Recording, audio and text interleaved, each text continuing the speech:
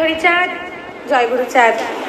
সকল হরিভক্তের আতুল চরণে জানাই আমার ভক্তিপূর্ণ প্রণাম। একটি কবিতা পাঠ করছি, স্বরচিত একটি কবিতা। কবিতার নাম অবতারবাদ। পাঠ করার আগেই সকলের কাছে ক্ষমা চেয়ে নিচ্ছি। কবিতাটি আপনাদের সকলের সাথে সহমত নাও হতে পারে, এটা একান্তই আমার ব্যক্তিগত মতামত। কবিতার নাম অবতারবাদ। মতুয়া হতে পেরেছি কিনা তা আমি ঠিক জানি না। হরিচাঁদ ঠাকুরকে অবতারবাদে মেলাতে আমি পারি না।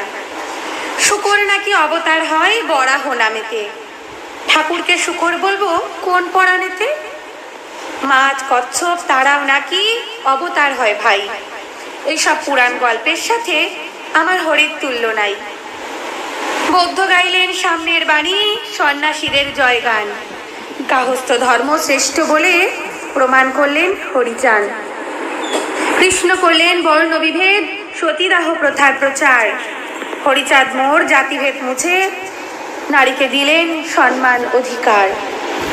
রাম করলেন স্বয়ম্ভুবধ, রামায়ণে পাই তাই। অবতারবাদের কারোর সাথেই মোর হরির তুল্য নাই।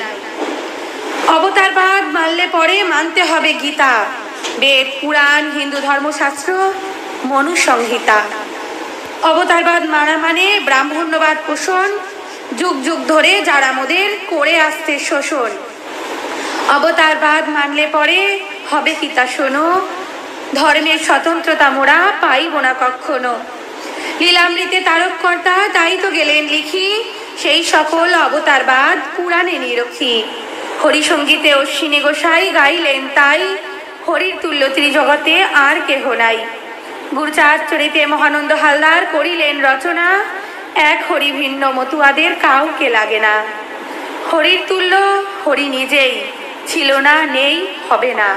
আমার ঠাকুরকে অবতারবাদে মেলাতে আমি পারি না। মতুয়া হতে পেরেছি কিনা তা আমি ঠিক জানি না। হরি বল।